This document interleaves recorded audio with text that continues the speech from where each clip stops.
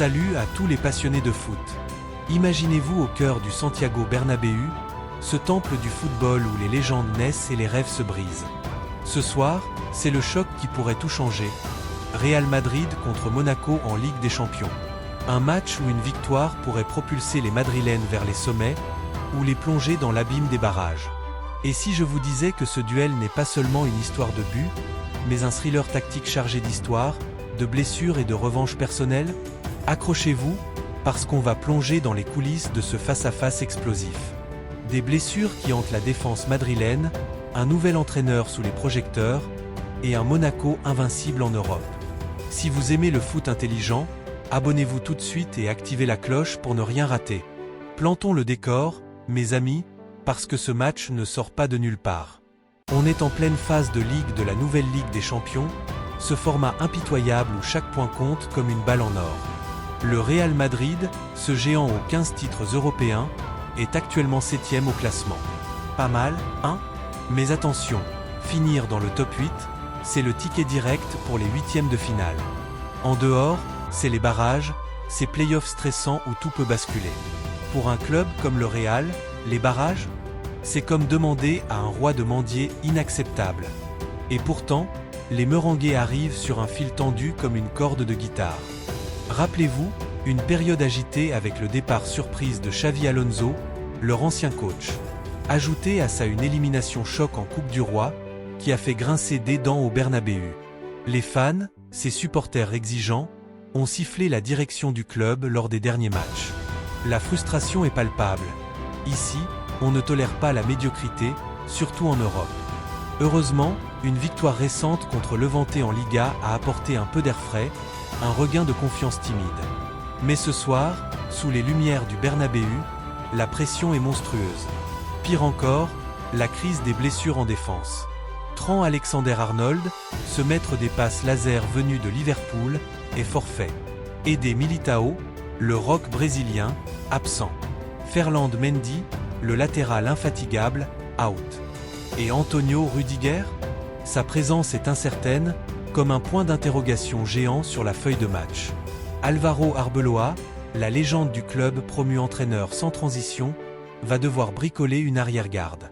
Imaginez, pour sa toute première nuit européenne sur le banc, il doit improviser avec des jeunes comme Dean Huijsen ou des remplaçants. Aucune pression, ou presque. Arbeloa, ancien défenseur du Real, sait ce que c'est que de jouer sous les sifflets. Mais là, c'est lui qui dirige. Un faux pas, et les critiques pleuvront. De l'autre côté, l'AS Monaco. Sur le papier, leur 19e place dans la phase de Ligue pourrait faire sourire. Mais ne vous y trompez pas, ce classement est un leurre. Monaco a bâti une campagne européenne solide comme un mur. Invaincus lors de leurs 5 derniers matchs en Ligue des Champions après une défaite inaugurale, ils viennent d'arracher un 1-0 précieux contre Galatasaray. Une équipe discrète, oui, mais redoutablement efficace. Pas de star, mais une cohésion qui fait mal. Sous les ordres de Sébastien Pocognoli, leur nouvel entraîneur belge, ils jouent un foot pragmatique, loin des paillettes madrilènes. Et puis, il y a ce fantôme du passé qui hante les Madrilènes, 2004. La seule confrontation officielle entre ces deux clubs. Souvenez-vous, le Real des Galactiques Zidane, Beckham, Ronaldo gagne 4-2 à l'aller au Bernabéu. À Monaco, c'est la catastrophe. Défaite 3-1, score cumulé 5-5, et élimination au but à l'extérieur. Un traumatisme gravé dans les mémoires. Les fans du Real en parlent encore avec un frisson. Ce soir, l'intention est claire, laver l'affront. Mais Monaco, avec son histoire de tombeur de géants, pourrait bien rejouer le coup. Le contexte est posé, un Real affaibli mais motivé, face à un Monaco sous-estimé mais invincible. Ça sent le piège parfait. Passons à l'essence du foot, la tactique. Ce match, c'est une partie d'échecs grandeur nature, où chaque pion compte. Le Real Madrid, porté par un Bernabéu passionné mais nerveux, va chercher à dominer le ballon. Avec un milieu de terrain de classe mondiale Jude Bellingham, Eduardo Camavinga et Aurélien Tchouaméni, l'idée est simple, circulation rapide, étirement du bloc adverse. Bellingham, ce phénomène anglais, va décrocher pour créer des espaces. Camavinga, avec sa polyvalence, couvrira les transitions. Tchouaméni, le métronome, dictera le tempo. Objectif, confisquer la possession et user Monaco patiemment. Mais attention, Monaco ne viendra pas pour admirer le spectacle. Sous Pocognoli, les Monégasques affichent un bloc compact, discipliné, presque hermétique. Ils pourraient céder les couloirs volontairement, tout en verrouillant l'axe central. Pourquoi ? Pour forcer Vinicius Junior et Kylian Mbappé à recevoir le ballon loin des zones dangereuses. Vinicius, ce dribbleur électrique, adore les 1 contre 1 près de la surface. Mbappé, la fusée française, excelle en profondeur. Si Monaco les isole, le Real devra trouver de la créativité ailleurs.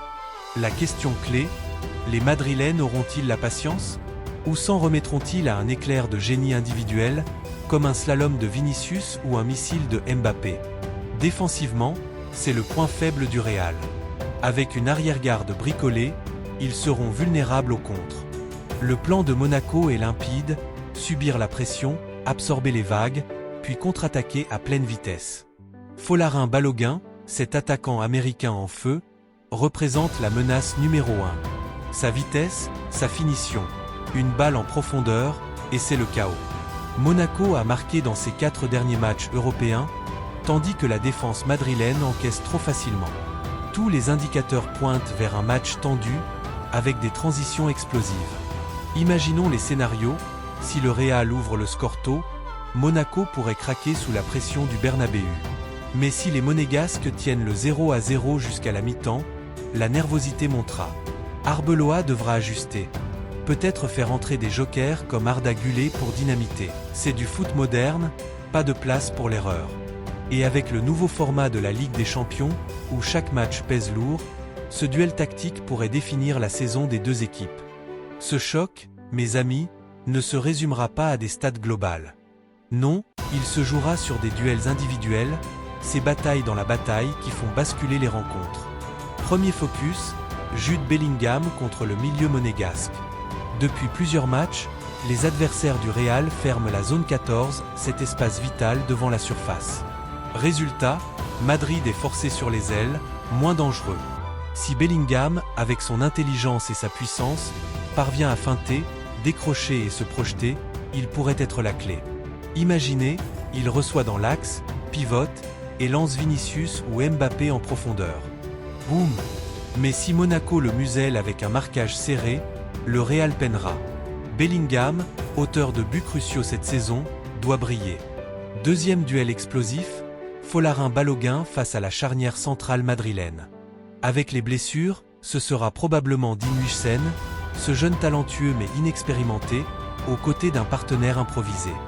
Balogun, en grande forme européenne, n'a besoin que d'une occasion. Sa vitesse, sa puissance, il peut transformer une perte de balle en but. Comment Madrid gérera-t-il les transitions? Si la défense recule trop, Balogun punira. S'il presse haut, les espaces s'ouvriront. Ce duel illustre les failles du Real, une défense fragile contre un attaquant affûté. Enfin, le clou du spectacle, le derby Kylian Mbappé. La superstar française affronte son ancien club, Monaco, où il a explosé au monde. Mbappé voudra marquer les esprits, déjà 9 buts en Ligue des Champions cette saison. La défense monégasque le connaît par cœur, ses feintes, ses accélérations. Mais le connaître ne veut pas dire l'arrêter. Wilfried Singo ou Thilo Kehrer devront être parfaits. Mbappé, avec son ego et son talent, pourrait faire la différence. Ajoutez Vinicius de l'autre côté, duo infernal. Ces duels, c'est du pur spectacle, des moments où un dribble, un tacle ou un but peut changer l'histoire. Si cette analyse tactique vous a captivé, et que vous voulez plonger plus profond dans le foot au-delà des scores basiques, abonnez-vous maintenant. On décrypte le pourquoi des résultats, avec des breakdowns exclusifs.